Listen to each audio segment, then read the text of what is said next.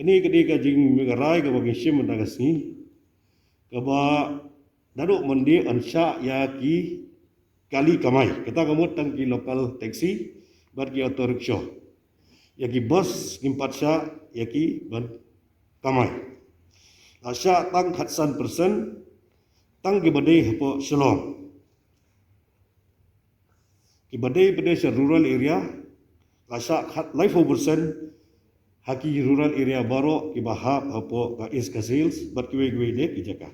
Kadai kat kum gajing life persen asya kat kum gajing pet gajing bed jongki deputy commissioner. Tamba kidai pada ban display ya ka vaksin certificate. Bagilah vaksin ni kimbat part vaksin.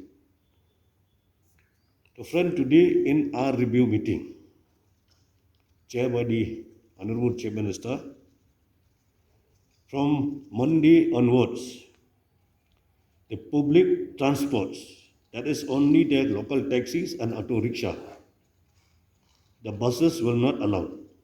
Only the local taxis and the auto rickshaw, the public transport of 15% in Shillong will be allowed, but they have to display the certificates or the test reports or the vaccine, whether they are vaccinated or not vaccinated.